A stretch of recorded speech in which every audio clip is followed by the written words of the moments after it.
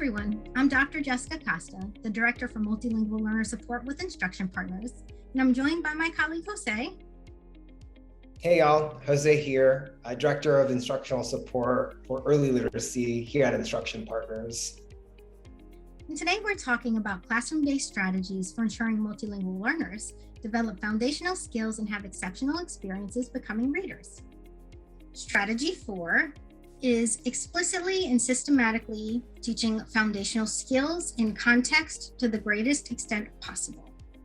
I do want to make a note that we know from research multilingual learners benefit from high quality instructional materials that include a systematic foundational skills curriculum that includes explicit skill instruction and practice opportunities both in and out of context. However, it's imperative that multilingual learners have opportunities to practice the targeted skill in context. So what this might look like is creating time for students to practice focus sounds or letter patterns when they're listening to or participating in chants and songs, poetry, read-alouds, formal and informal conversations, really any time that there's verbal language verbal language around them. I also want to note, to the extent possible, when we are using chants and songs, poetry, the topics for the read-alouds, that we want those to reflect the students' identities and interests, and that they maintain the rigor of the grade level reading expectations.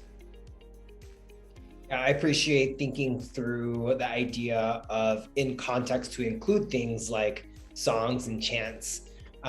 It makes me think of, if we were transitioning in class, I could have students sing Twinkle, Twinkle, Little Star, right? And given that we are focused on the t sound, they could clap when they were when they hear or say that sound. So twinkle, twinkle, little star, right? And in that way, students are they're getting practice in discriminating where that sound appears in that connected, authentic, spoken language. It's really important to note that, curriculum already has some of those opportunities kind of embedded within the lessons themselves. And so Twinkle, Twinkle, Little Star, like that exercise wouldn't be something that I replace, something that already comes up in my lesson with, but again, use as a transition or when we're lining up for recess or something like that.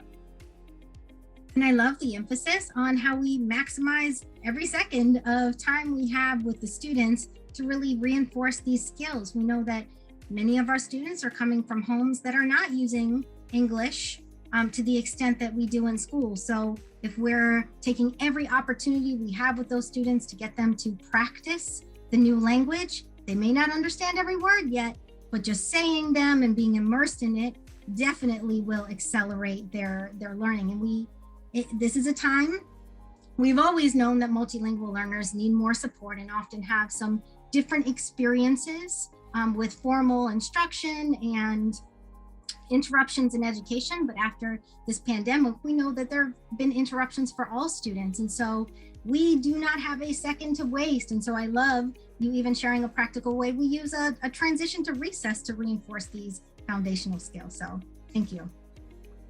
I also want to note these opportunities where another way we can put this strategy into action is by asking students when they're reading decodable texts that contain the sound spelling patterns that we're learning or they're learning, as well as the tricky words we've been over or the sight words we've explicitly taught.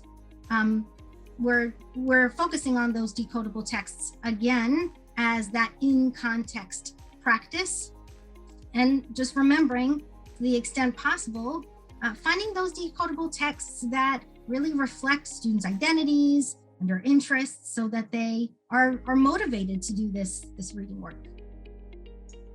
Yeah, this makes me consider, Jessica, right? Like the purpose of foundational skills instructions is to ensure that students can read fluently. And that is, I'm using the word fluently to mean, accurately decoding with appropriate prosody or expression.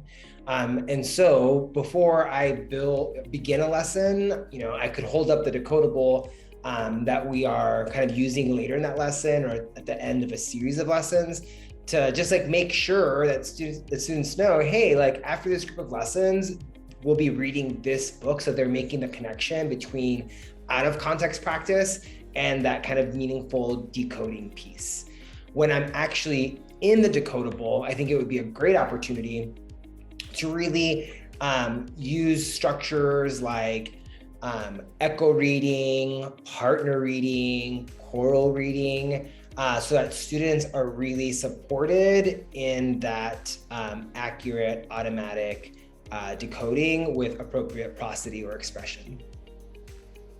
Thank you.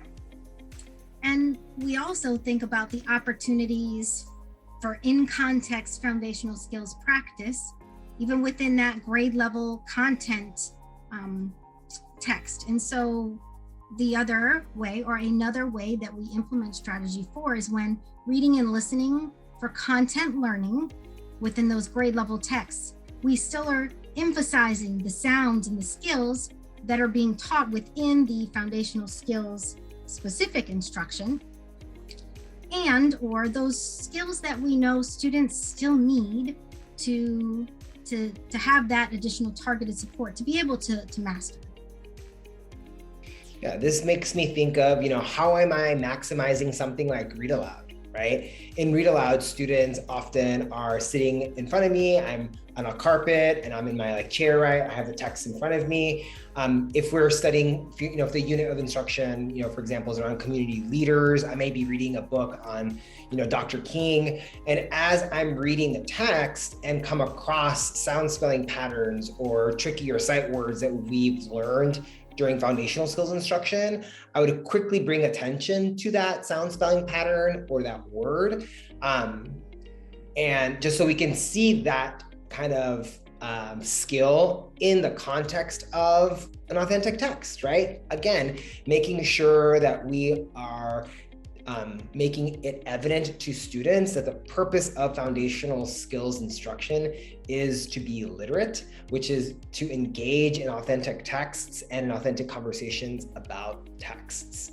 Now, depending on the needs of my students, I may offer some really quick practice, right? Like if students, for example, are having a hard time with an articulation gesture and that opportunity presents itself in this text that I'm reading to the group around Dr. King, I may, remind students, when I make the sound E, I'm going to smile ear to ear. Let's practice E, and then just move on really quickly. This can be a slippery slope, right? Sometimes for me, it has become that quick practice has ballooned into a 3 or 4 minute conversation.